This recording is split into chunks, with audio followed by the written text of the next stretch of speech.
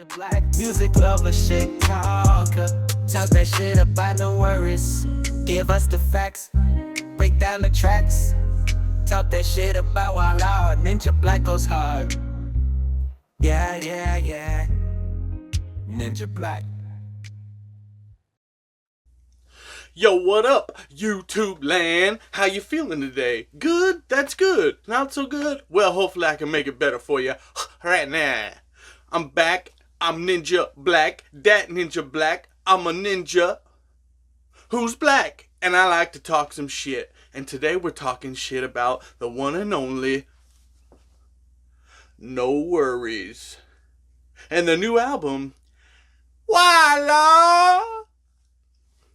So let's get into it today. If you're new, welcome. If you're old, what up?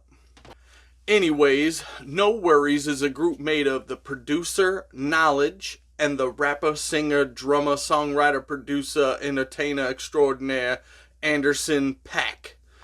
Now, first of all, a lot of people been saying Pac. I even heard people in interviews saying it to his face and he doesn't correct them. But when he's talking about himself or even about how he got his name in the first place, it's Paak. So Paak, pretty sure it's probably a Korean name because that's his actual middle name.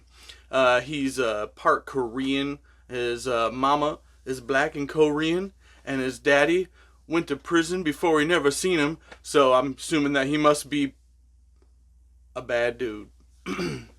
And so anyways, he's from Oxbow, Oxnard, Nardy Oxes in California, just a little west of LA, California West Coast dude.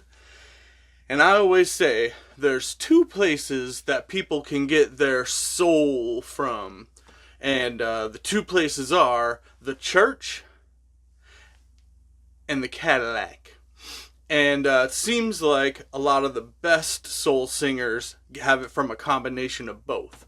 And so Anderson .Paak in a lot of his interviews is always quick to let you know that he went to church quite a bit, but also talks about the records that his mama used to play growing up back in the day. And you know, I feel in that same category. I had mommy and daddy running around the house bumping all the old school 70s slow jams, disco jams, funky, soulful cuts all day, every day. And that's what's the deepest part of my heart and soul. But also like Anderson .Paak, being a millennial, growing up in the 90s with hip-hop and everything, it's really hard not to also incorporate that influence of our cultural surroundings of our whole lives.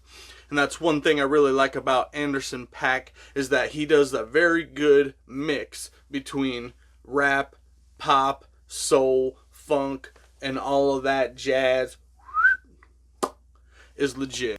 And that's one of the reasons why the West Coast has just got it on lock forever and ever, amen, anyways.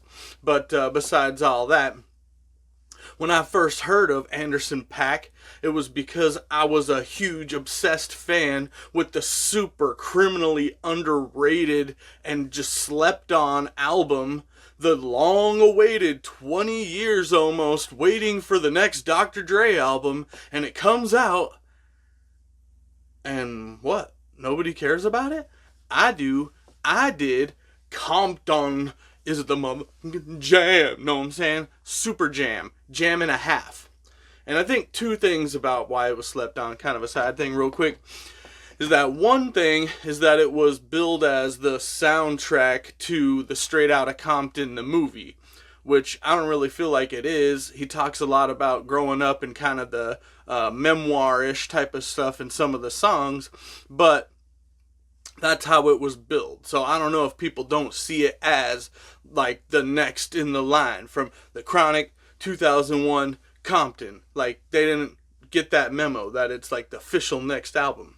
But anyways, not only that, is that Dr. Dre, I think, if I'm remembering this right, at that time, 2015, 2016-ish, a whole bunch of people were coming out with their very own brand of music streaming services. Garth Brooks had his own, which is crazy. pretty sure Jay-Z had his own. Dr. Dre was trying to get his own, and all these people were trying to get the exclusives, and there was only a certain few places that you could actually find the album. I remember Compton, I don't even think it was on YouTube. It was just like blacklisted everywhere except for where he wanted you to get it. And that's like, for example, how Garth Brooks' music is now too. If you're watching this, you probably don't care about Garth Brooks, but we gonna get to that one of these days, because I got a little something about that a little bit later. Anyways, the reason I bring that up is that Anderson .Paak is the most featured artist on Compton. And so somehow, some way, the stars aligned, and cosmically, Anderson .Paak and his band, the Free Nationals, were able to meet up with Dr. Dre, and they were digging what each other's vibe was all about, and he got him on his album playing drums and singing all over, like, I think 6 or 7 of the songs. And those are probably all the most standout songs. So that, to me, was my exposure to Anderson .Paak initially. And I had a lot going on in my life. I wasn't worried about chasing artists down and whatnot. Love that album. Love Anderson .Paak on that album. Years go by. More music comes out. I'm not thinking about it. I'm not worried about it. In the meantime, Anderson .Paak is dropping mad albums all the time. I'm not familiar with them. I'm jumping back in right now at the current day. This album is so fire, and I've heard a few songs of Anderson .Paak or music videos littered throughout the internet, throughout the world, that I probably would recognize, or that I could say, oh, okay, that's what he was doing at that time. That's what he was doing at this time. But I never really was like a big Anderson .Paak fan, with the one exception of, you already know what I'm about to say. So, with Bruno and Anderson, just the Riz masters, and obviously two people that deeply understand and respect and honor everything that it is of soul music.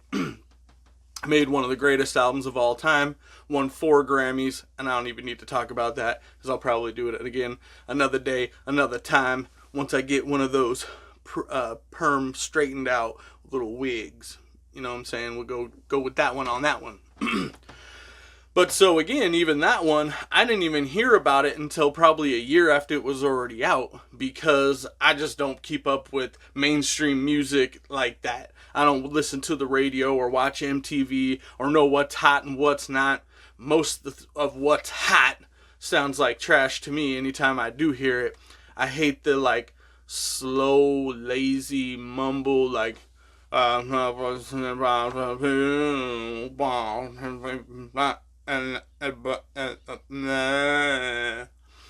what rap sounds like to me nowadays. So if sounds anything like that, I'm probably gonna just next. But thank God for people like Anderson .Paak and Knowledge. So Knowledge being the other half of this duo. He is the beatsmith, beat master extraordinaire, and I think his success and his obvious talent that shines through so much in what makes this album what it is definitely hands down the beats. Of course, I got plenty of nice things to say about Anderson .Paak, but I feel like in another producer's hands, it wouldn't hit this hard. And I don't even know a ton about Knowledge. I know that he's been putting out beats and beat tapes and mixtapes and beat albums, 2 official serious ones on Stone's Throw Records, which they are awesome, and they do some amazing things and have the responsibility of launching some of my favorite artists. And Peanut Butter Wolf's got a very interesting story. I don't know where you can find it, but if you know about Stone's Throw, or you're really interested in independent music, grassroots, come up, underdog stories, there's a great documentary about Stone's Throw Records. It's about something that built something or something like that. I don't know what it is. Use your Google machine. It's dope. Anyways, NxWorries is a true testament to the concept and the rule, the idea that 10,000 hours of practice can make you a master, because he has put out hundreds, if not thousands, of beats on SoundCloud and just all the different platforms over the years. And he has some really big time name credits as far as mainstream success to his name.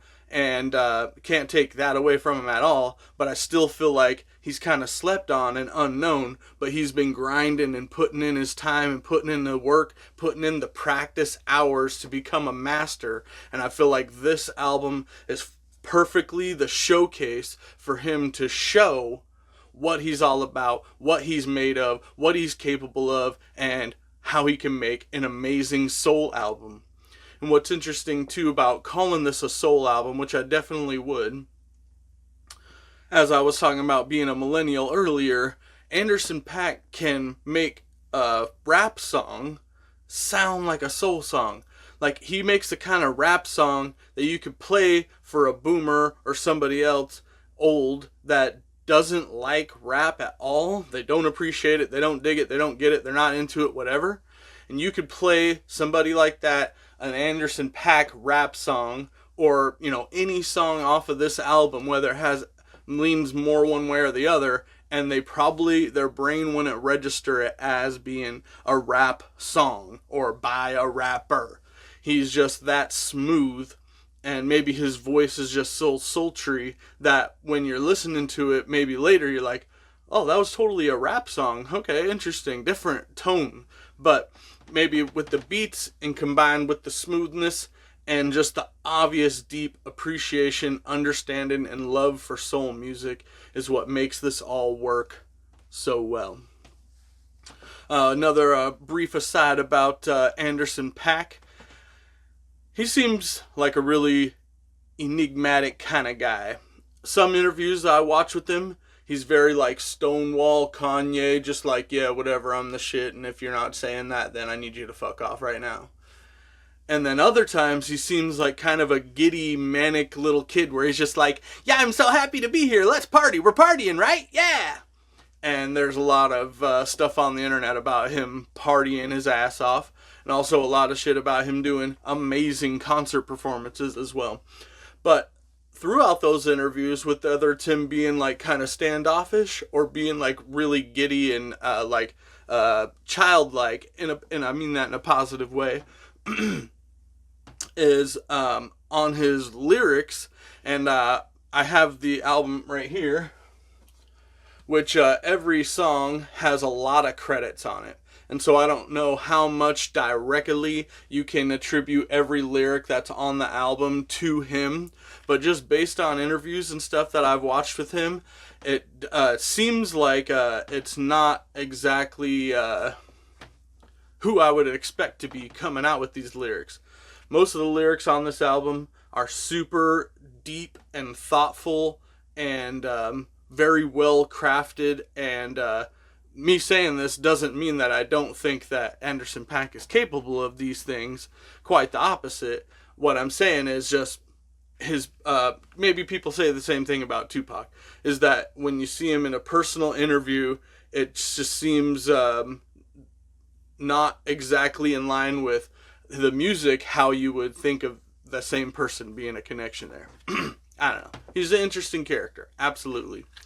One of my favorite things about him, before I get into the album, are his tattoos. Anderson .Paak has some sick-ass tattoos. 100% some of the flyest celebrity or otherwise tattoos ever. You can't beat Shaggy 2 Dope and some of his tattoos like this one.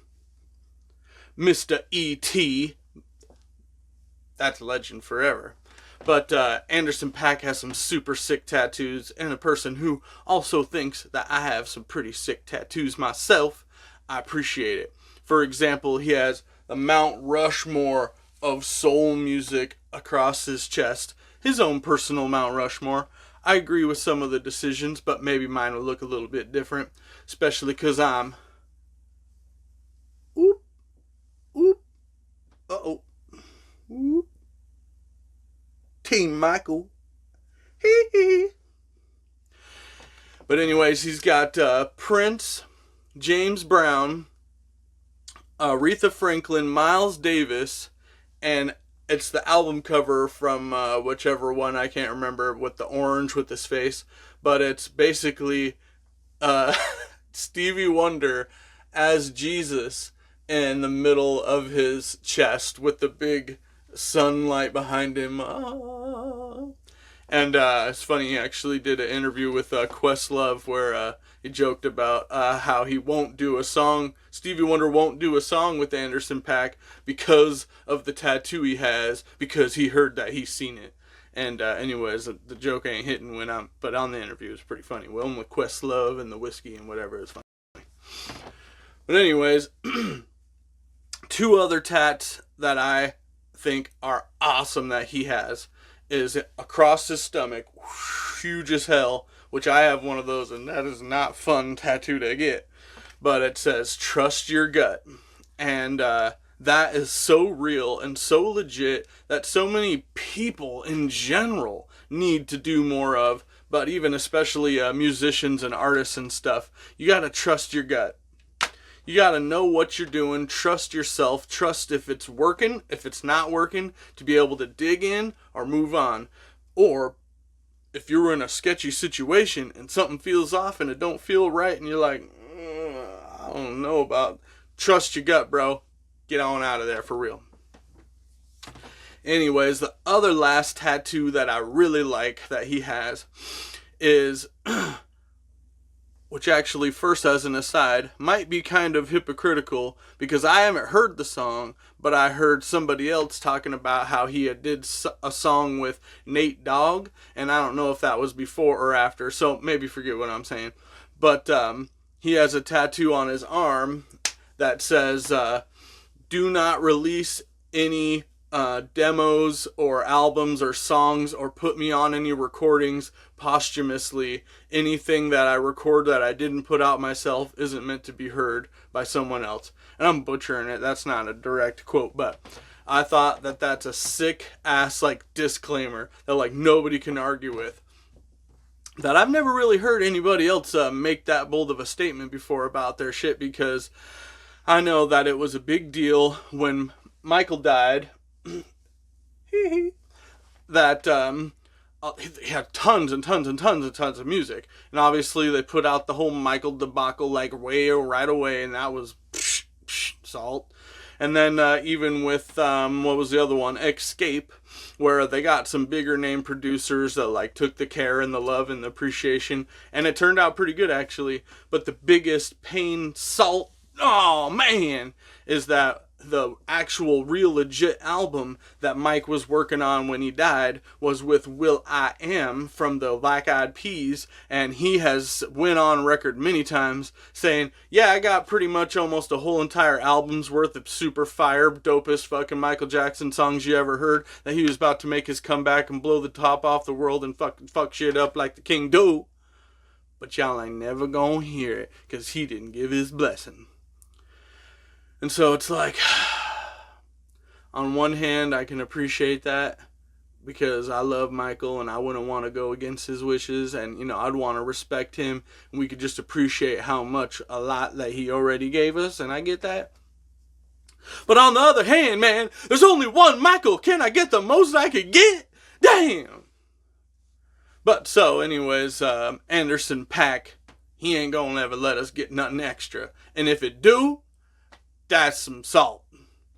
And we already talked about how the people just could try to cut their check off of somebody who ain't there to protest in the Teddy video. If you watch my Teddy video, props and apologies to you to suffer through my first attempt at one of these, trying to understand the copyright laws and all the other extra shit that was terrible and wrong. I think it's still a fun and entertaining and informational video, and so if you could bear through the technical shortcomings, it's a pretty good video, I think, especially for a first attempt, despite all the BS. Anyways, let's get into Why Lord? So Why Lord is the sequel to Yes Lord, which I actually haven't heard, so I can't really talk about it, but everybody else said that this is like a huge step up in between 8 years of that album, and then Anderson .Paak winning Grammys and going on world tours and working with Dr. Dre and everything else, then coming back to the homie, that it really is the wow difference. And I'm going to go ahead and say I feel like this is probably going to be my album of the year. And I already had a lot of albums that I was anticipating deeply coming out this year, or even maybe towards the very end of last year, that I was really hyped on and really stoked on, or really looking forward to, and that have all just been pushed out of rotation because this one I can't stop jamming. About this album, what's really cool and interesting is that Anderson .Paak posted on Instagram when the album dropped that it's available now, but please listen to the album in a full sequential order in which it is presented. And I respect that so much, and I love and appreciate that so much, and especially as somebody who's an artist and a producer and an editor, engineer, whatever, everything myself as well, I can definitely appreciate the art of the album. And I talk about this a lot because it's such a lost thing, and it's such an important thing, and it's such a shame how much, TikTok and streaming and whatever have just made this go away. But for me, on the real, I still listen to cassettes every day. Not just because I drive an old car, which is part of why I started my collection back up in the 21st century in the first place, but also just because I love it. Same with vinyl, CDs, whatever. The best albums in the world are the ones with no skips. And the best albums with no skips are the albums that feel like it's one song. Think of like Dark Side of the Moon, for example, as a really easy one, where it just feels like the whole album is one long ass song, beginning and middle and end, all the way through. And the best way to pull something off like that is to use the most perfect transitions. Whenever you're organizing an album, you want to know, alright, when this song ends, how does it sound right next to the next song that starts? And vice versa all the way through. That might determine the whole order of your whole album just based on how they either slide and glide or clash and smash beginning to end between the two songs when it skips the track. This album is flawless at that. You can't fuck with it. It's untouchable all the way through. And especially for me, two things is that the titles of all the tracks don't always feel like they totally match up with the content or the context or what the song is, because a lot of times on a song title you'll have a song that is like just a one word or a snippet or a piece of the main chorus, and that's what makes up the title of the song. And so this one's, I feel like some of them do that, but I think a lot of them are just kind of like either one lyric, or they're not the standout part of the hook, or it's not really even to do with it on some of them. So basically why that makes a difference is, in preparation for this video, as I'm looking at the track list and breaking down kind of just some notes about how I feel about each song or how they stood out to me, I had to really go back in and listen like, alright, track list, alright, I'm looking at the track list, but what the hell song is that? What song is that? What song is that? Might be part of because of the title, which, hey, that's just an artistic decision. Go for it. Name your song whatever you want. You could name it Pink Polka Dotted Bubble Wrap, and it doesn't matter, whatever. But because every new CD that I get, which supports your damn artist, funny story about how I found this in the first place too, but is I like to, if I get an album that I like, I will buy it on CD or download it from their Bandcamp or however I can directly support them, and then I put it onto cassette. Because, yeah, I drive a 22-year-old vehicle with the cassette deck, and that's how I get my jams. And I got a huge-ass collection that is ever growing and shrinking and expanding at all times of blank cassette tapes. If you got some and you got a deal, holla at me. Anyways, this album has just been on repeat.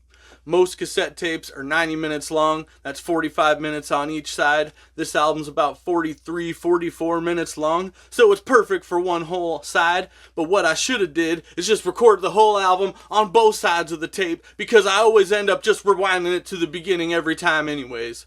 It's also helpful that my commute to work is about 45 to 50 minutes depending on traffic, and so by the time I'm pulling into work, I'm getting the last bit of the last song, and it's a beautiful way to start the day, I must say. Hi. Yeah. So real quick before I get finally into the track by track breakdown, which will be a common theme and feature of these videos, if you like the longer videos, maybe you like to put me in the pocket and just listen to the ravioli sounds of your ear holes, my voice hole into you about awesome music and an opinion that might be somewhat entertaining. If that's your thing, I make hour-long videos. I like to talk into detail. I like details and I like music. And if you like a detail about how I found music, let me get your ear hole again continuously about this one. I live in the middle of nowhere. I live kind of somewhere close a little bit to Las Vegas, which is also in the middle of nowhere, and so every once in a while I get to stroll on into town, and the record stores are the #1 spot. And because Vegas is a big entertainment town, you got 1,000,001 record stores, so I try to make it a day to just go to one or two, and it's always fun and surprising. Nothing worse than living in a small town that only has 1 or 2 record stores, and you can only go there once every couple of months because you already know exactly what's going to be in there every time. So I'm lucky, I guess, on that one.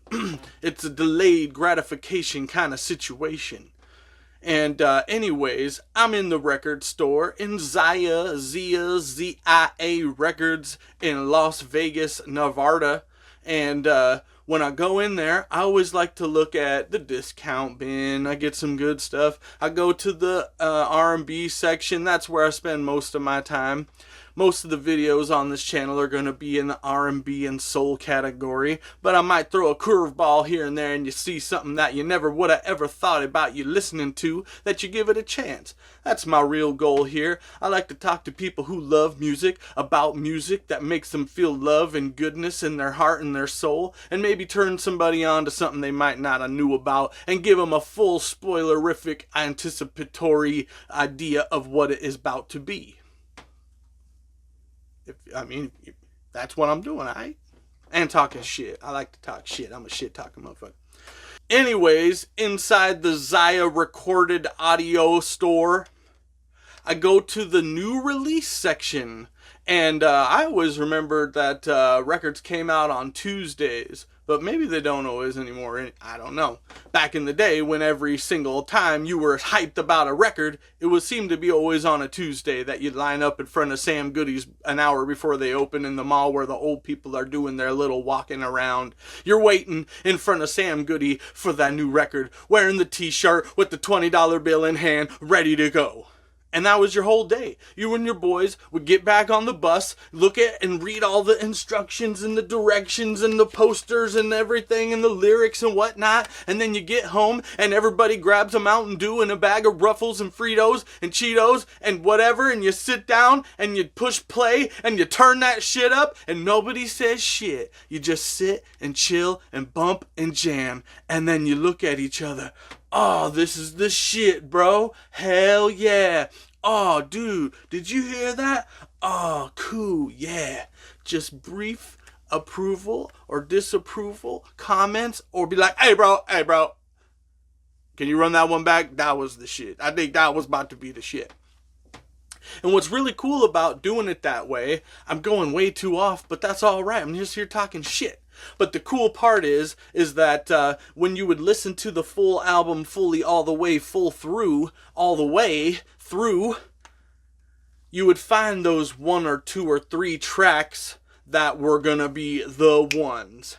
And maybe for me especially, because I don't ever listen to the radio. I haven't listened to the radio regularly in at least 20 years. But I can still pinpoint out, alright, that song's gonna be the radio hit. Or I bet you that song's gonna get a music video made to it. Or I bet you this song is gonna be the one everybody's talking about at school next week. I always had an ear for that. And everybody also gets their own favorites. The deep cuts, the B-sides that nobody's talking about and nobody's hearing about. You get that private experience of, this is my song. This is the song that I love. This is the song that I'm obsessed with and that I know every lyric to. When he comes to town to do a concert, however, whenever, maybe it's when Spice One's 84, and when I get to see him, I'm gonna know every word if he does that song, man. Dude, this is my jam. And that's the beautiful thing about art and about music, and how subjective it is for everybody to be able to glean something differently and understand a different type of vibe personally to them. And that's one thing why I never listen to the radio, is because I love underground music. And Anderson .Paak, I guess, is a lot less underground than I thought. Like I said, especially probably after Silk Sonic, maybe he's been a bigger deal than I realized this whole time, and I just slept on and I have no idea. Very true and possible. But I feel like I'm looking online about people reacting to this album, and man, it kind of salts me up a little bit, because loving the underground type of shit that I love, mostly being an old school sweet soul brother, I listen to mostly a lot of vinyl that's probably been out of print since the year it was first released, and there's a certain specialness about the privacy of the kind of music that you enjoy, that you and maybe 500 other people on the whole earth maybe know that song by heart. It was never a hit, a B-side track, or whatever, you know what I'm saying? A whole B-side artist, you know what I'm saying? So, when I see this getting so much hype, I'm really happy for Anderson .Paak, who's doing fine, but especially for Knowledge, who is going to use this hopefully as a launching off point,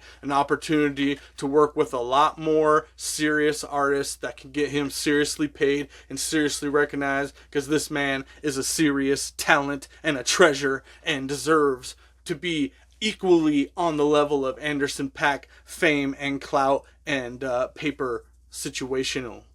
The end of the story that I started 5-10 minutes ago is that, looking at the new release section in the record store, I seen this boy plopped up. Bloop! Just released today. What is that? Anderson .Paak? $11? Alright, yeah, I'll give it a try. Why not? $11? Silk Sonic's the shit. It can't be that bad. I'll probably get my money's worth. Release date? Might as well. Let's check it out. And damn. It's been a month since I bought this on release date, and it's been a month that I haven't not listened to this album at least once every single day. That's probably pretty accurate statement I just made about this shit. So, it's the shit. And before I actually get into the track list, let me make one more note about this channel, is that I really only prefer and going to try my best from now on to only do music and talk shit. To only talk shit about music that I like, music that I love, music that I feel strongly about. Because a little anecdotal side note about my channel is that I actually have a couple other videos that I did that I'm actually doing a negative review about an album.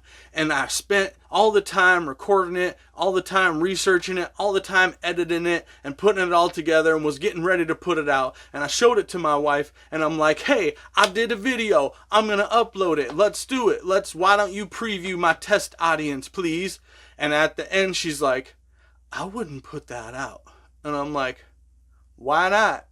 She's like, it just sounds like, I know your channel is talking shit, but you just sound like a fucking hater. And I wasn't very entertained. I feel like you're just going to turn people off being salty as hell.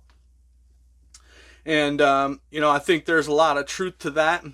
Maybe one day over the rainbow, I'll be able to release some of these older videos that didn't make the cut, whether because they were negative or I'm just a harsh judge of myself or whatever. Someday, whatever. But I think what I want to do and allow you to expect me to do is that I'm going to release videos about music that I enjoy, that I'm going to recommend. If I ever gonna make a video about music I don't recommend, which again, by the way, art is subjective, so just because I think something's a pile of shit doesn't mean it's not gonna be your album of the year. Tomato, potato. And so the main thing is, if I have something negative to say, I don't want to do an hour-long video about talking shit about something that's negative. I will maybe break it down and do like 3 or 4 mini reviews in 1 hour-long video. And that'd be the negative talking shit video with some anthological segmentations like that. And so, in the meantime, if you're gonna subscribe to Ninja Black, that ninja who might be black's channel, who talks some shit about mostly music, expect me to talk shit in a loving way. And that's what I'm gonna do today. And it all starts with the intro entitled Thank You, featuring Dave Chappelle. And it's an interesting little thing. I've heard people talking some weird shit about it, but I seen it as maybe Anderson .Paak said, "Hey Dave, how's it going, sir? I hope you're having a nice day. Would you mind giving me a 30-second little vocal clip on my album and talking about appreciating how lucky you are and fortunate how get where you are and relating back to where you came from and how you can still appreciate it because of that? That would be great. Peace. Good night." And Dave Chappelle rocked it with that. I think every controversial thing that Dave Chappelle does makes me like him more. And this isn't controversial at all. So whoever doesn't like Dave Chappelle probably doesn't like me either anyways, to be honest. To be quite honest. But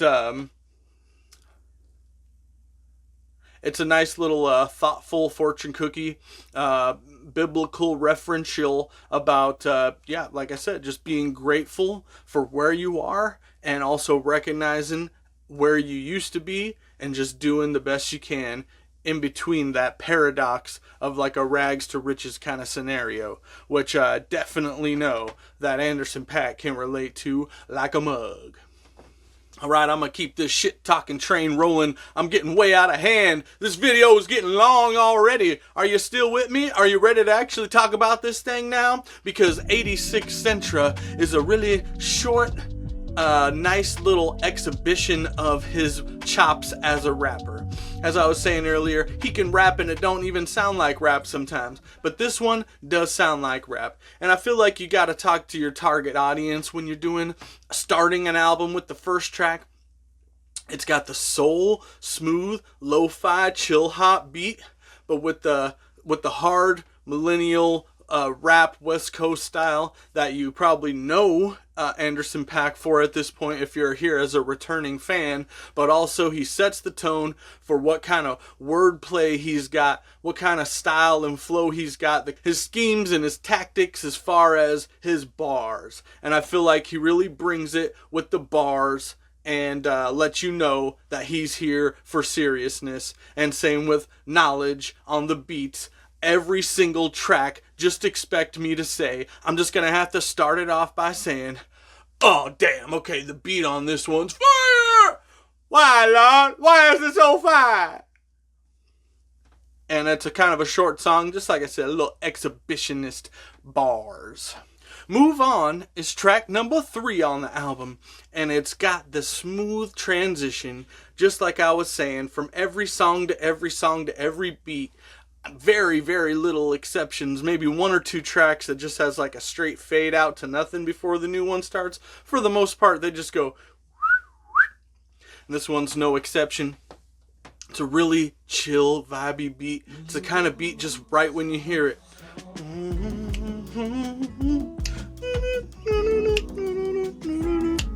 Just so vibey. What's really interesting is that this is actually kind of a rap song too, but it's really interesting the way that he integrates the soul aspect of it and the rapping part of it, how they come together and unify the song and the tone of the album, and still as it kind of ramps up into going full-blown soul. Because what he does is, he does like a 4 or 8 bar rap, and dee-dee-dee, and then he takes like a vocal break in between. So like every verse is actually only like a half a verse. he'll be like rapping for 4 or 8 bars and then be like, doop, and it's really interesting. You don't feel like he's just like taking a break from rapping. It doesn't sound like he's just being lazy with no lyrics going on. It's just all flow. And again, so much of that goes credit to Knowledge as well. But the song being about growing up and accepting some accountability and recognizing where he's at and the situation and how fame has changed him, how his divorce has changed him. We didn't really talk about that, but this album is definitely a divorce album. Now, it's definitely no Here My Dear, but it's definitely an album about heartbreak, about pain, about mistakes, about accountability, but it's also about a new lease on life, trying to embrace a new single situation, being on rebounds, looking at different things, the fame that has came with his success, and so many different ways and avenues and arenas and venues and situations in his life that has gave him a whole new life than maybe since the last time we touched base, or at least especially since the last time I touched base with him. But with this divorce really feeling like the centerpiece of this album,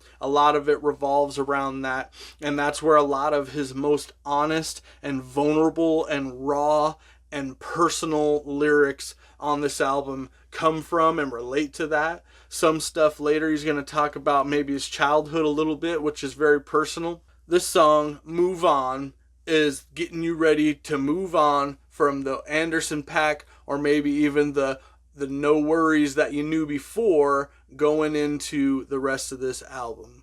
And it's a great song. There are no skips on this album. There's one criticism that I have about one song, but expect me to just continue to praise and thumbs up all around on this one here. I'm just going to give you kind of the basic vibe that I get, or different little fun details that I picked up on while listening to this 84 times in the last 40 something days.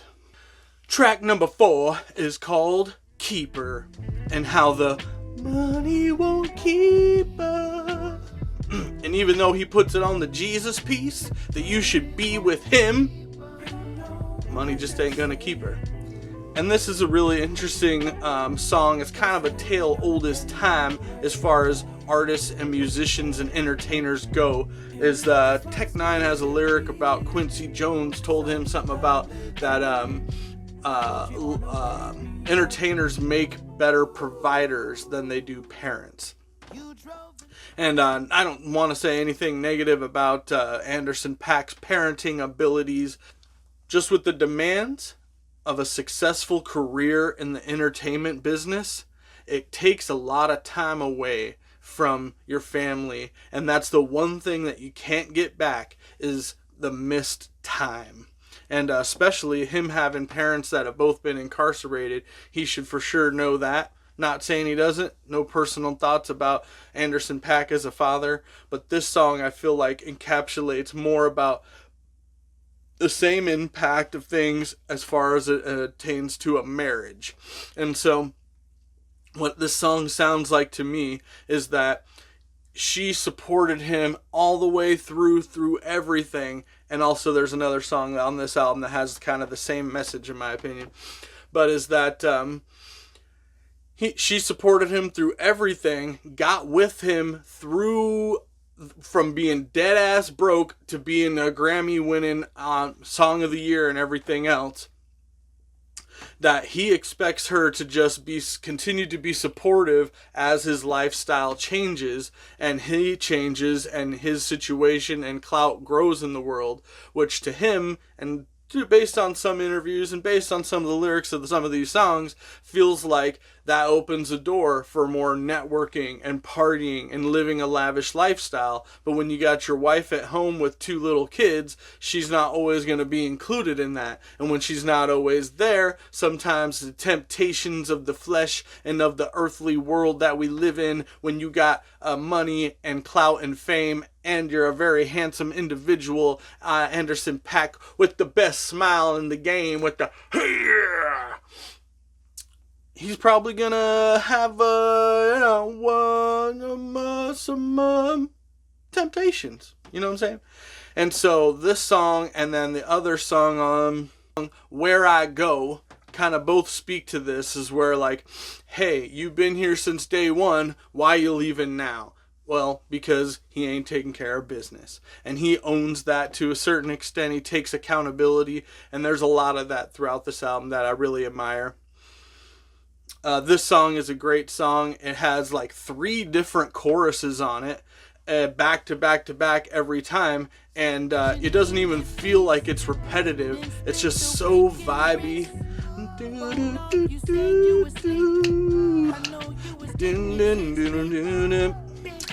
Just like when you show up, you know that the money won't keep up. No, no, going too far, but it's a vibe. It's a vibe and a half. And Thundercat, who is another artist that everybody tells me, how are you not obsessed with Thundercat? I don't know, maybe because he's just getting too much hype. I want to discover him on my own time, in my own way.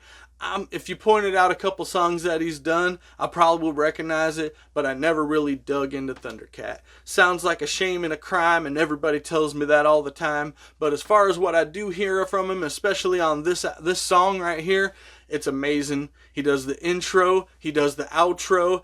I think he sounds like he's on the part of the background of the hooks with him. And this song is just a true, absolute soul song about like just, damn, Dragon, I'm the one that fucked this up. And doesn't matter how much money I got, I can't bribe this woman to stay in a situation where she's not happy. Damn.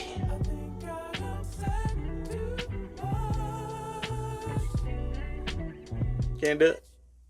Track number 5 is a track called Distractions. And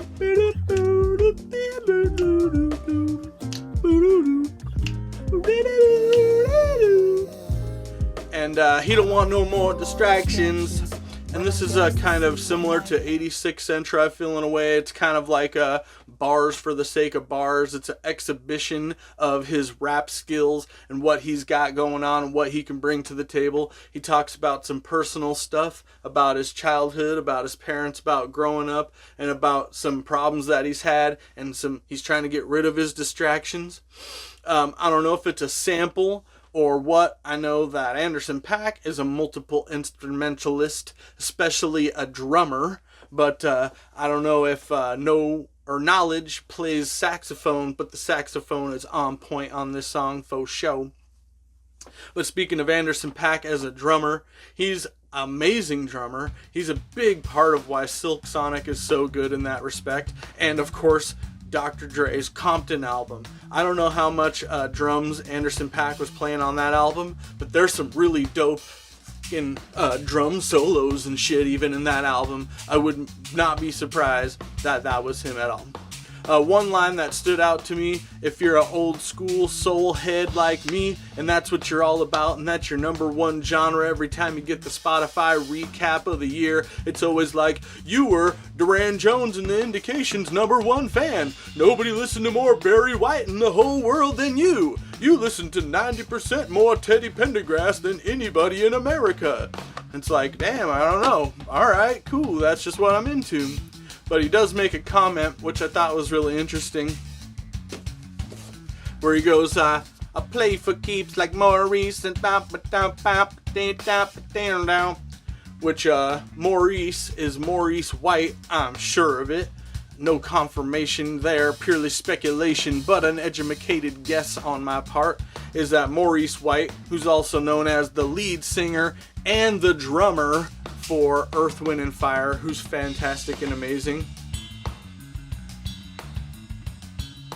Smells like earth. I need a little wind in here because it's a little fiery.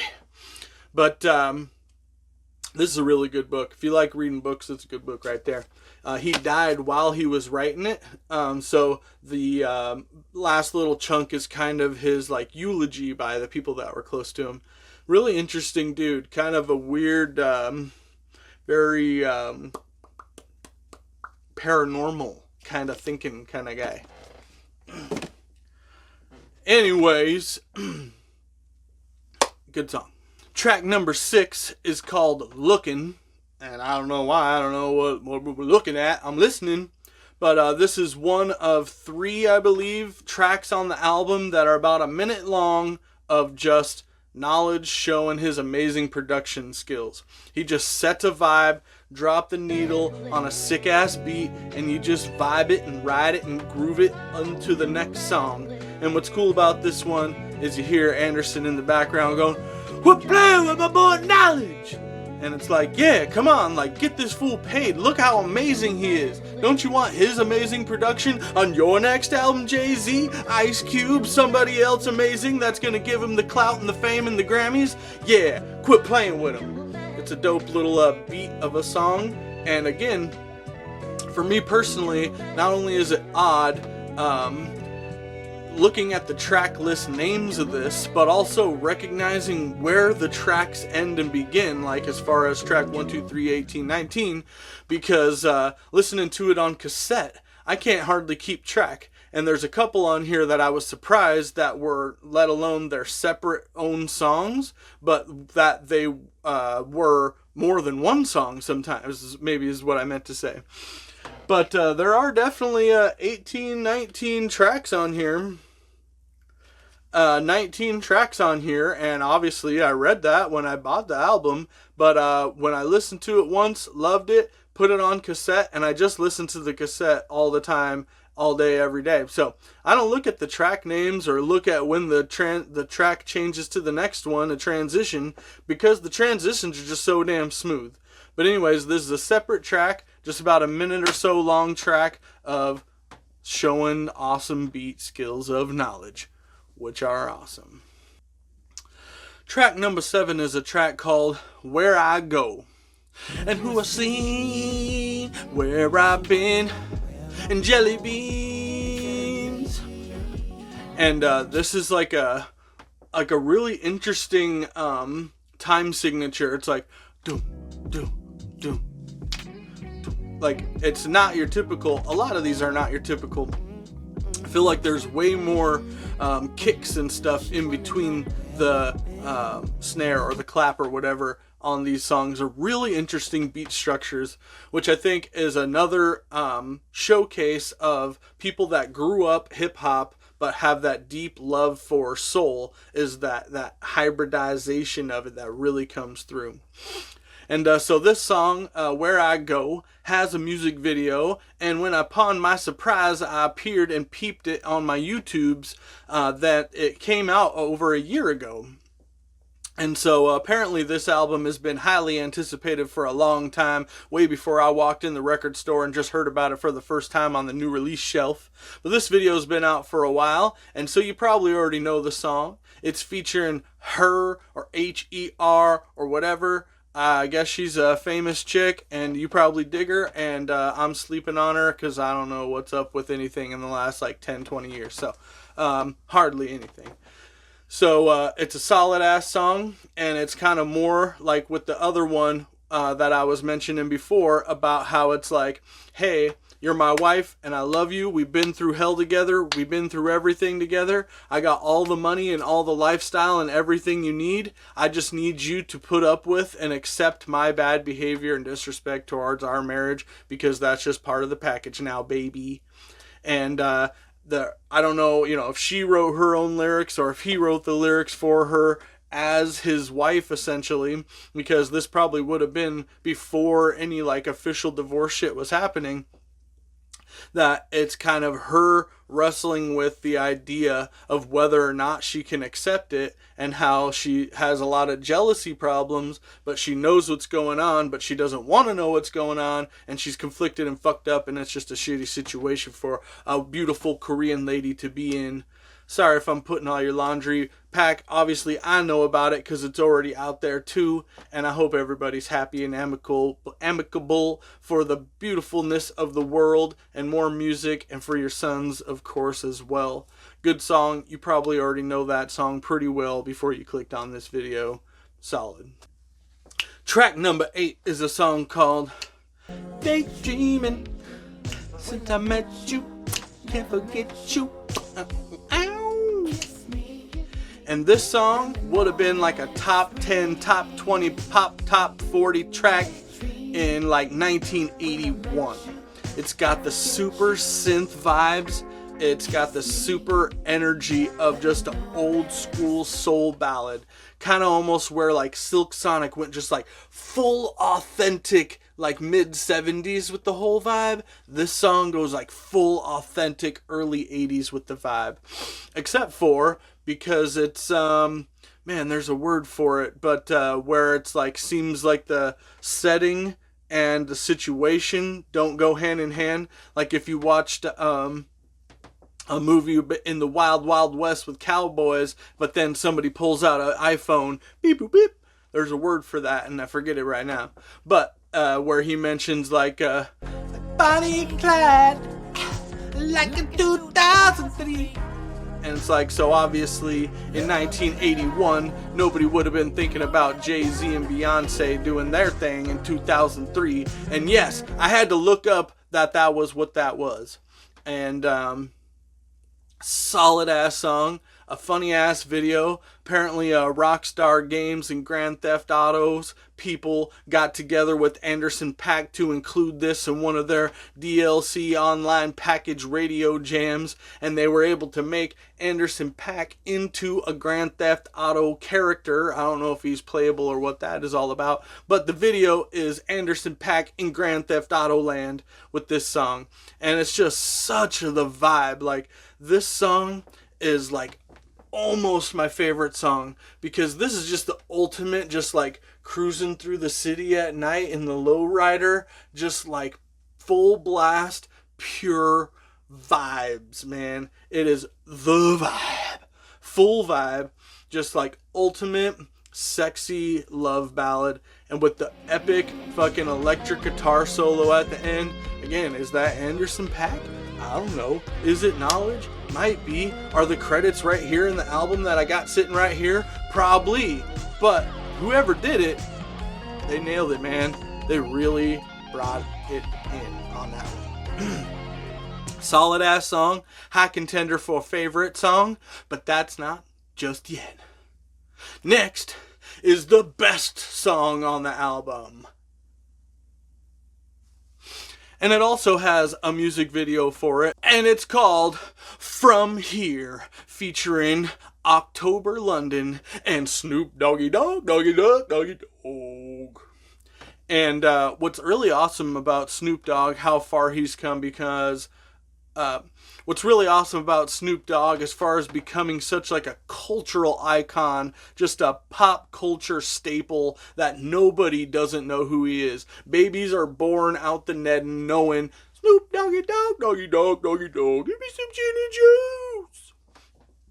And so much so to where you can put featuring Snoop Dogg and he doesn't sing or rap a single lyric.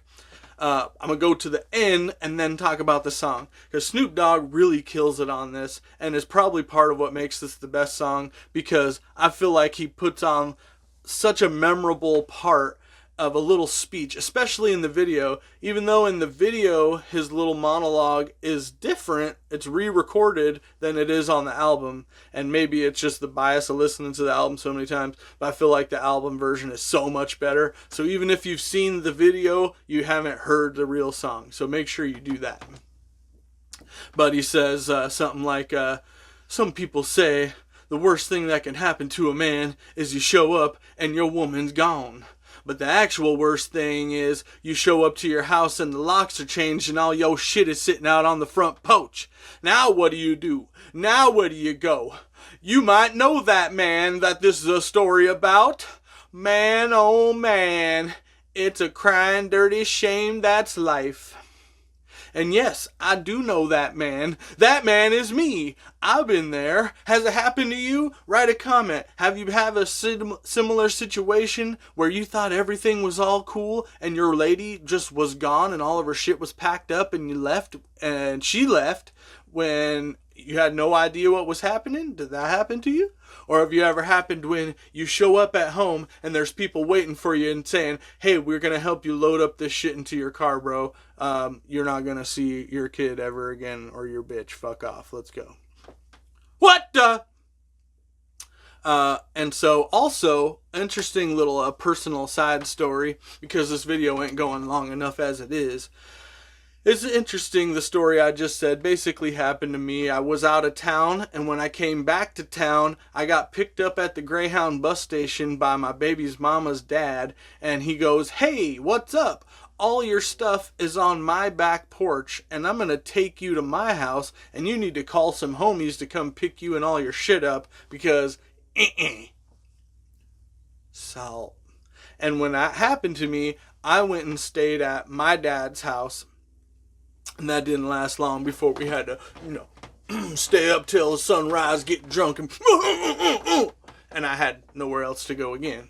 And that happens. Love you, Dad, though. Appreciate you. You took care of me. And the whole thing is that a couple years later, my dad ended up in a situation where he was getting ready to get the locks changed on him, which basically is what happened. And he had nowhere to go, nowhere to look to, and nowhere to run to. And by then, I was in a good spot, and I said, "Come on over, Pops. Let's bachelor it up."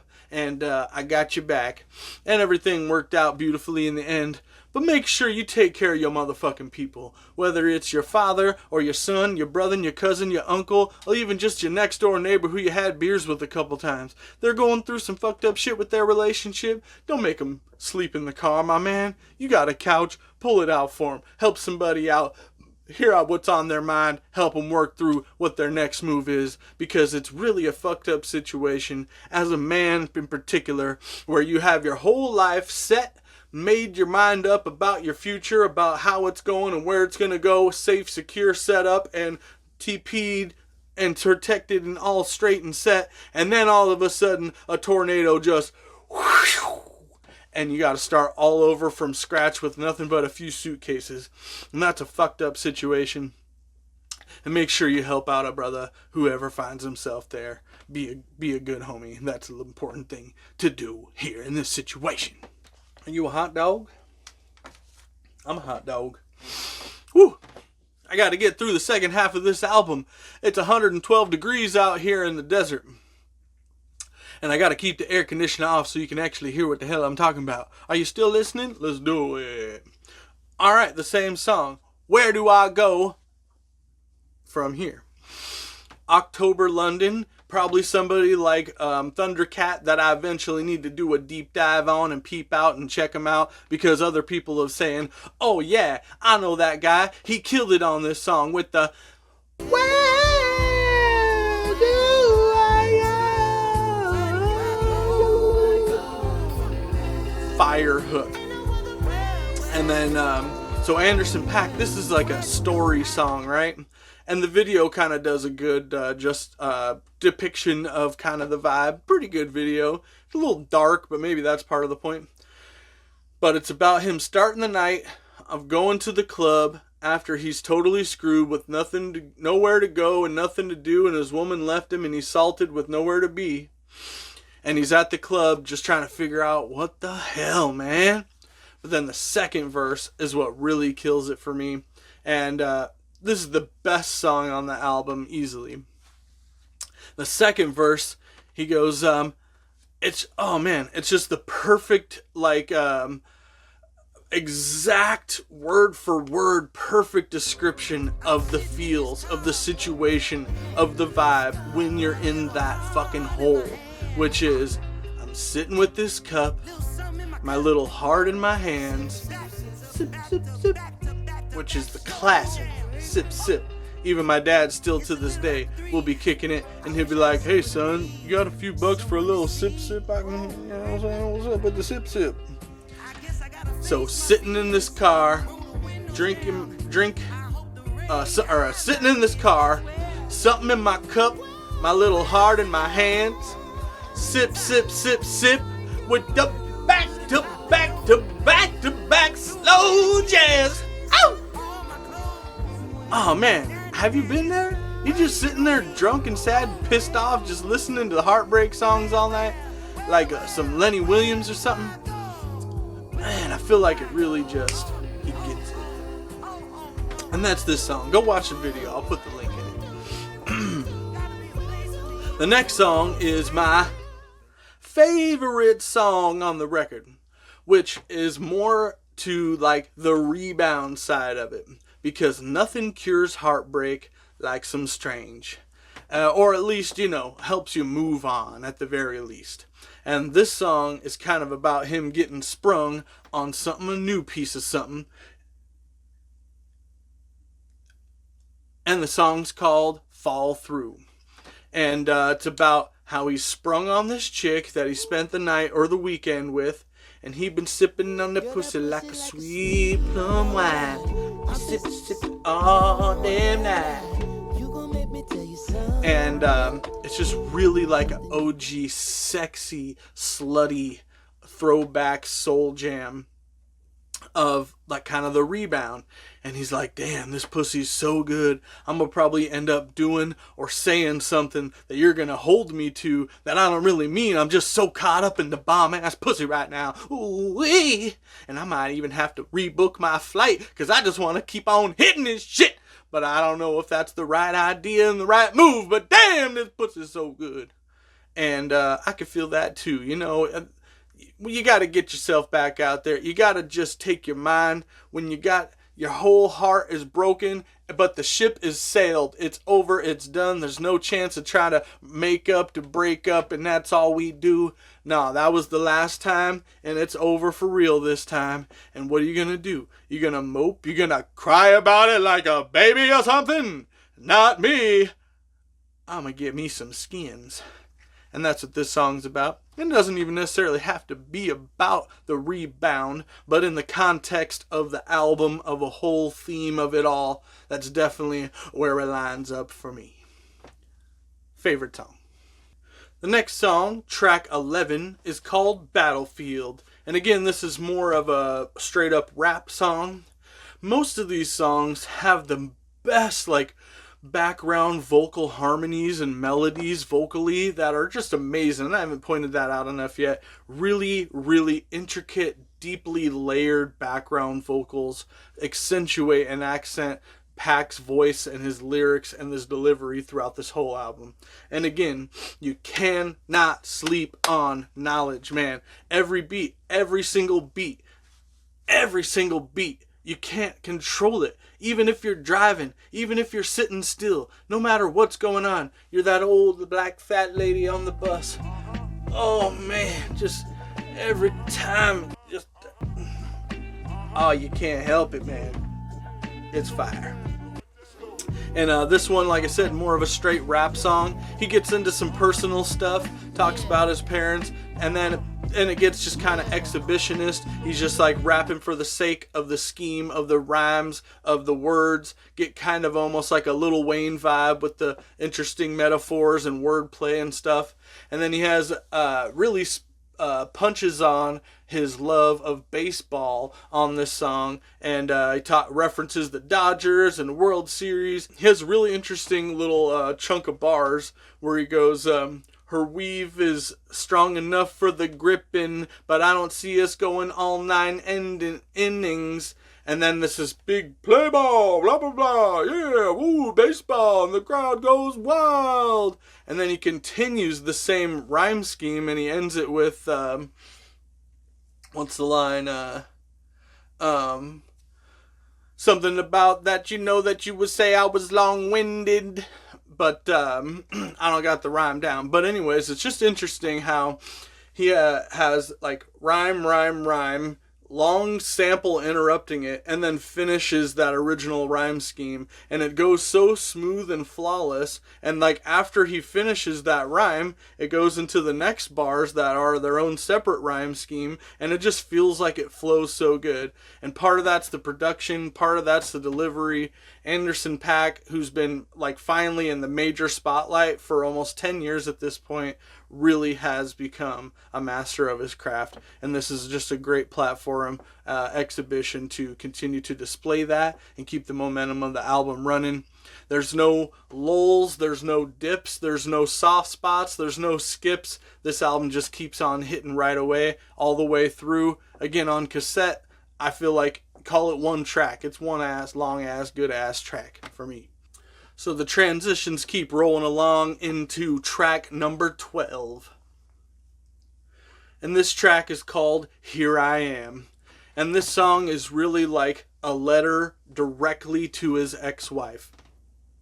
Talking directly to her about, I know I fucked this up, I'm the problem, but I still can't get over you, I'm in love with you, I'm obsessed with you, I'm stalking your socials, I know what you're doing and where you're going, I'm sorry that I wasn't the one that could give you that life, I was always fucking off and doing other shit, and damn it, I wish I didn't do this, and I have all these regrets and mistakes. But since this is where we are, I might as well tell you how I'm doing in my life. And I'm fucking some hot 21-year-old broad who's dumb as a brick with shitty music taste. And that's how I'm doing, just thinking about missing you, girl. And it's a very sincere song. Feel like maybe it's the teeth, but I feel like he's kind of always got his tongue in cheek. The way his style, he dresses, the wig that he wore to the Grammys, all this shit. I feel like he's kind of a cartoon, but also like people like we know, like Robin Williams and stuff like that, how sometimes that could be the best mask for pain. And a quick little PSA on that note is I always remember this commercial. I think it was like a British mental health or Irish or something mental health commercial, and where it was about two homies that go to a soccer game or whatever it was all the time. And the one homie's always just like, woohoo! And the other homie's like, all painted up and pom-poms and freaking out and getting down and jamming and and they have like season tickets or whatever together. They're going to every game. And then finally the one day the game comes, and the homie that was like the happy, out of control, stoked one is no longer sitting in the seat next to him, and the guy that was just chilling is now like extra salted that his homie's seat is empty. And it just goes to show it's about mental health and checking in on your boys, because a lot of men are really good actors. We're really good about just putting the weight of the world on our shoulders and just fucking dealing with it and trudging through the fucking mud and the trenches and the foxholes and fucking just grinding, because that's what we have to do. But inside we're suffering, and a lot of men act like it's weak to talk about mental health problems. It's weak to talk about depression or pain that you're going through. And music is obviously a very cathartic and useful tool for that, for men and women. But just check on your boys, you know what I'm saying? If you know they're going through like a breakup or a custody battle, or the parent died, or they have some shit going on and they seem like they're just like acting like everything's cool, just check on them, my man. Because just like Smokey, if you have to really look close to see the tears of a clown, you know what I'm saying? And so PSA out there, you got all of the men, man, we got to take care of each other. And, yeah, this is a good song anyways. And I would be remiss to miss the ultimate transition, which actually does bleed over into the track list, instead of, because when I hear it on cassette, I hear like the, and that's right where the moment where the new song starts. But actually, it's at the, is at the beginning of the next song. But, or, you know, a second into it or whatever. But the transition at the end of this song is he's dealing with this heartbreak. He's trying to hang out with his homies or his family or whatever. And they're like, they want to talk to him about his divorce, which is kind of what I was saying, and support him and have his back. And he's just like so resistant and so cold. He's like, don't fucking bring it up. Fuck. He's like, well, hey, we're just trying to support you and be here for you. I said, fuck off. And just the way he does it, the way it's played out is so comical and so funny and so perfect transition into the next song. And even if your boy acts like that, maybe pull him aside privately than in front of your whole crew or whatever, or his family or whatnot. Don't let him push you away like that. If he's hurting, maybe some people deal with shit their own way. We all do. But just touch base with him. Track number 13 is called Out the Way, featuring Ray Khalil. I think that's how you pronounce it. She's also somebody that I've totally slept on, and also somebody that pops back in on the last track on this album. She seems awesome. Checked her out just a few snippets. She sounds kind of like a black woman Lauryn Hill, kind of like Sade, smooth, sensual, just sweet soul sister. And her voice is great. She's got kind of that rasp and that grit, but also that like just that ultimate feminine like power of like, and her voice just has a presence about it for sure. And she goes first on this song, and her voice sounds fine. It's kind of a half singing, a half rap, but to be honest, the song is actually like 80% chorus. The chorus, even though the beat sounds great and the vibe sounds good and the hook sounds fine and everything like that, it's like 80% hook. And it feels like Anderson .Paak is kind of a feature on his own track. Like maybe this is almost more of like a straight up duet, or almost like her song that just with knowledge ended up being on this album. It's a fine song. It's not a bad song. It's just not a whole lot to it. There is some really interesting like background effects and noises and different tunings and stuff going on in the background, and the way it's like 360'd, and the song is very interesting audio wise and like vibe wise, but there's just not a ton of meat on the bones beyond Ray Khalil's main first verse, that she's dynamic and sensual in her first verse. That sounds great, and it just really kind of is kind of almost one-dimensional.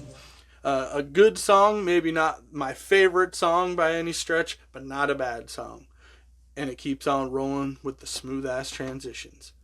Track number 14 is called She Used.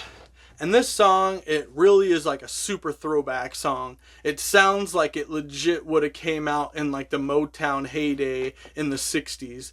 And Anderson .Paak's vocals are tuned and filtered up in such a way where it sounds like one of those old school like chipmunk soul samples. Like and normally that just seems kind of gimmicky, like a chopped and screwed. It's just like a one-trick pony. Those kind of squeaky soul samples are kind of a thing. But what's really interesting is that he is doing it to himself, so it's obviously not a sample, but it's like the style. If in his mind he was like, all right, I want to make a song that sounds like authentically like the 60s Motown vibe, but I still want people to be able to vibe to it. I want millennials to still be able to like grasp it, even if that's not their bag. And I feel like he gets the best of both worlds here. And he does do some rapping in it too. And the background harmonies and vocals again on this track are just like so on point. The harmonies really make this song. And he's got this hilarious line. He goes, beat the pussy up and then I rub your back. But when I bust my nut, I feel so unattached. And so it's another thing. It's kind of like that song that's the letter to his wife, where he's like talking about how he is sad and regretful about his divorce, but also about how he's taken advantage of the single life with the rebounds. I get a lot of this like contradiction, which he says in an earlier song too, is I know I'm gonna contradict myself, but here I go anyways. And it's awesome to see a man mature enough and honest enough to be able to recognize that within himself and just embrace it and say, fuck it, that's just who I am. And because I can hella relate to that as well. And it's kind of a comedy song almost, if it weren't so damn beautiful. And it's just really solid. Again, takes a look at accountability. And I dig it. It's just another in the wave that makes up the whole album. Some of these songs are really short, and again, surprised me as I'm looking at the actual track list, but you wouldn't really notice. It just feels so cohesive. Solid song. Track number 15 is called More of It. And throughout the song, he does say the word more and rhymes it with the word mortgage many times, which is fine. I've seen interviews with Anderson .Paak where he talks about whenever he gets money, whenever he gets a come up, whenever he has something to celebrate, he tries to include as many people as he can. I'm gonna misquote him, but he said, money's no fun if you don't have somebody to spend it on or spend it with. And to a certain extent, I can relate to that for sure. Family and friends is super duper important. But also it's kind of both sides where you talk about, hey, I'm doing so well right now that I just want to share it with you and show you and brag like fucking with the Silk Sonic Riz how fucking much the shit I am, and I'm taking care of fucking business and I'm the shit. But then it comes back around to that mask, the tears of a clown, the fronting of the pain.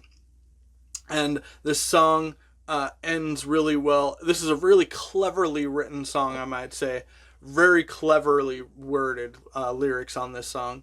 And it ends with the transition of his mama, who sounds like I know this woman very well. And she's leaving him a voicemail or talking to him on the phone. And she goes, "Hi, son. It's nice to hear from you. And I understand that it sounds like you're going through something really hard and you're feeling really down. But do you think you could call me back after the Dodgers game?" And that's like just as much like comedy gold and the right amount of length of a skit if you're going to put in an album for it to work every time.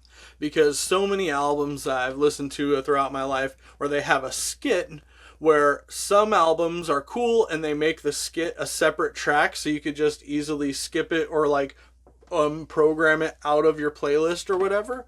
But then some of them too, they'll have a skit that's like attached to the end of a song. And or even worse, you have to listen to a whole skit at the beginning before the song will even start. That's the worst. But where they're really good or really funny or whatever, the first like 2 or 3 times you hear them, and after that they're only funny if you're showing it to somebody else for the first time them hearing it.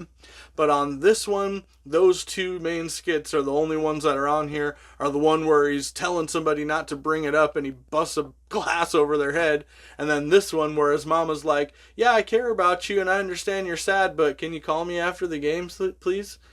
And they're both hilarious and so perfectly well timed and length and executed and placement and everything, to where it's such integrated as a beautiful part of the song itself that it never feels like I don't want to hear this part. It's just it's so nailed, and I really appreciate, again, just the art of the album really stands out to me as being somebody who understands the concept of an album. It's beautiful. And they did the same thing on Silk Sonic. The transitions and everything, beautifully done.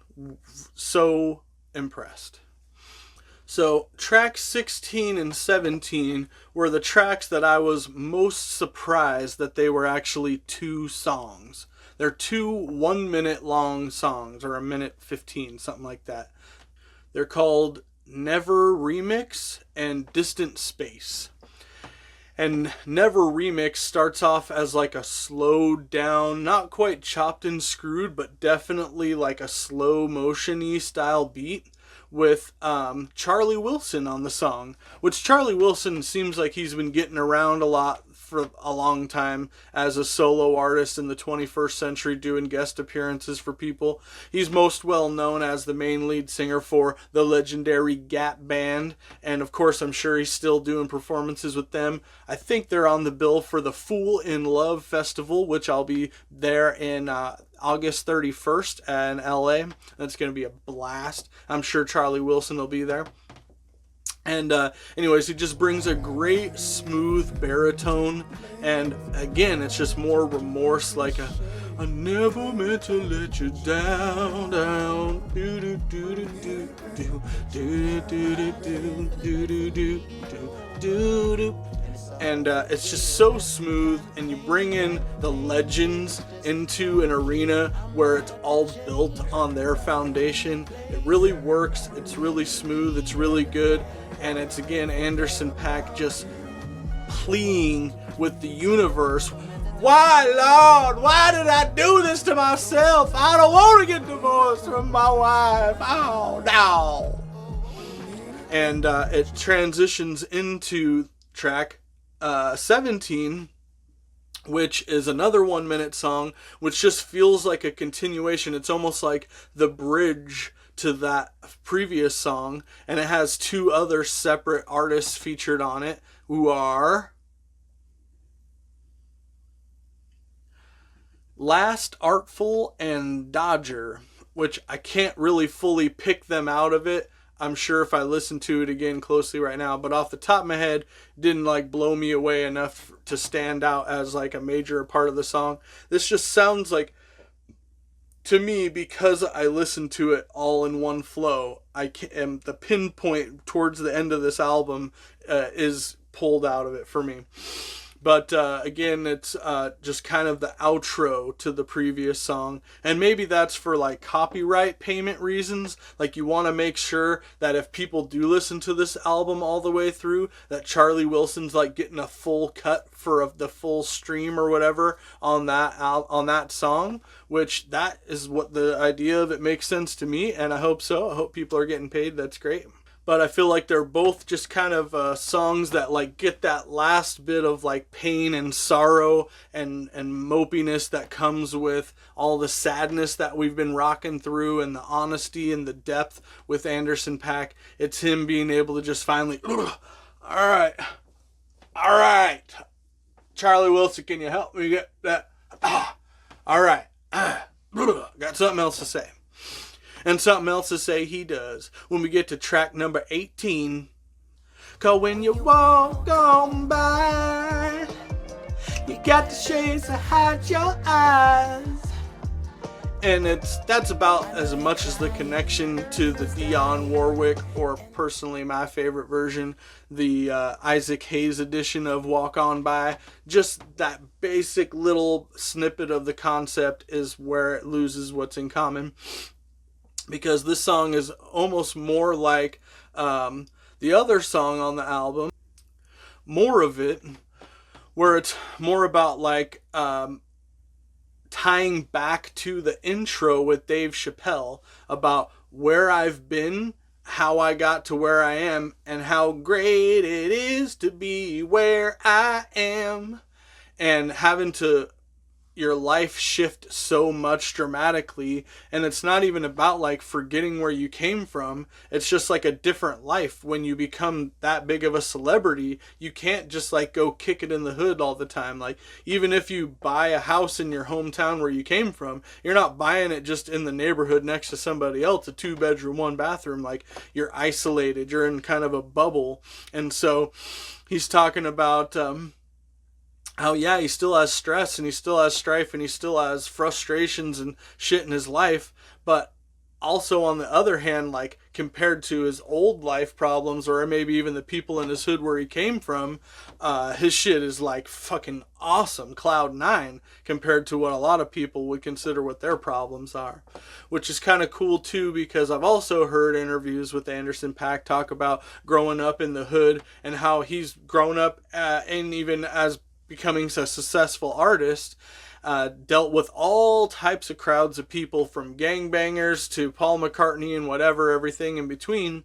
Is that even growing up in the hood as a drummer and everything, when he first started falling in love with music, all of his homies would just tell him, nah bro, this life ain't for you, you're not about this life, just focus on the music, homie. And that is really such a blessing. And I think Richard Sherman, one of my favorite NFL players, also a safety, has that similar story growing up in Compton, where his mom and his homies would all just be like, nah bro, you go be square, focus on your school and on your football over there, don't get mixed up in this. And it's really cool when you see those like exceptions to the crab in the barrel stories, when you see the community rally around and understand, like, no, this person's off limits, or no, this person we're not going to involve in that because they're too cool or they got something going on. And not that I'm too cool or I got something going on, but I can similarly relate, because for years I worked at a convenience store that was open till 2 a.m. downtown right in between the bar strip of this major bars in downtown and Skid Row, where all the bums and the crackheads and the hookers all hung out. So I'm dead smack in between. So all my customers were either like drunk frat boys and like blue collar guys on their weekend, or rich guys that just have a penthouse downtown and they need to pick up something, or rich people that are on vacation in the fancy hotel a block over. And then all the bums and the crackheads and the hookers and the tweakers and all the fucking psychos that roam out in the night at 2 a.m. downtown where I was from. And anyways, I got a reputation to just, whether it's being respectful to people that maybe don't get enough respect, or just being cool dude, or being charming or rizzy or whatever it is about me, that it didn't take very long for the rich people to know that I was the guy to come tip and take care of, and that the bums and the crackheads knew that I was the guy that you don't want to shoplift at that store when I'm the guy working, because I'm cool. And so I can relate to that certain amount of kind of being protected by your riz, I guess, in a way, in a situation that most people would not be okay. They'd be fucking eaten up alive in a normal situation. So it pays to be kind of a cool character, and I'm doing my best out here. But anyways, this song, actually, I gotta let you know, is the worst song. Which, thank God it took us to get to the very end to find the worst song.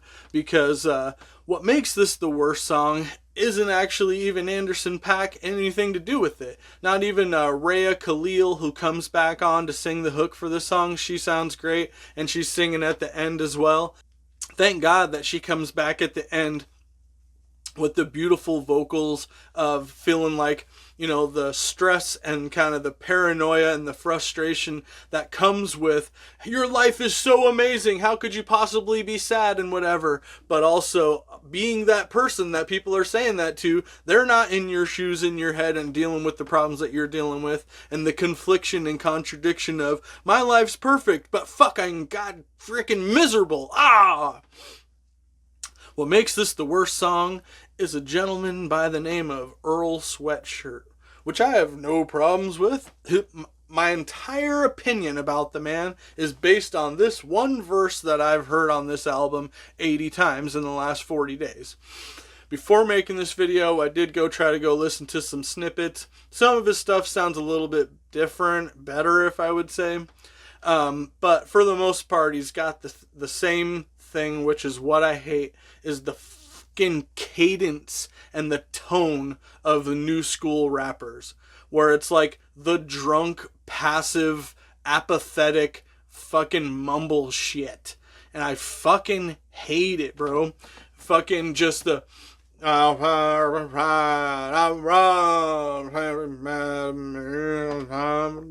you're mad at me 'cause I'm the shit, but I just do shit that's the shit and you don't, you know? Alright, hey. Anyways. That's what the fuck I hear when I hear this shit. And so, you know, I'm pretty sure that Knowledge is his boy, and I'm pretty sure heard of him before, but I always think of, when I think of Earl Sweatshirt, somehow something in my mind connects it to Sweatpants or Sweatshirt or whatever, the Childish Gambino song with the fresh ass video where he's like the Twilight Zone. Every time he leaves, he's walking back in. That's what I think of when I think of Sweatshirt and whatever it has to do with rap. But he just has like such a monotone mush mouth, and all of his lyrics don't even freaking hardly make sense at all. Some of it does, but even if they were like the deepest, most like thoughtful lyrics at all, just the style and the delivery, even by itself, really turns it off. And for me, I just feel like it's such a sour note to end the album on. That's why I'm so thankful for the Rhea Khalil, again, if that's how you pronounce her name, where she can wipe that taste off in my mouth and refresh my palate with how amazing this whole album was before you end it on that note. And as the final note that we end this album on, track number 19, Even More. And Even More is another like 40-something second song song where it's just a showcase of what knowledge can do. It's just a funky little lo-fi, little fucking jammy little chill hop type of beat. Just a little funky.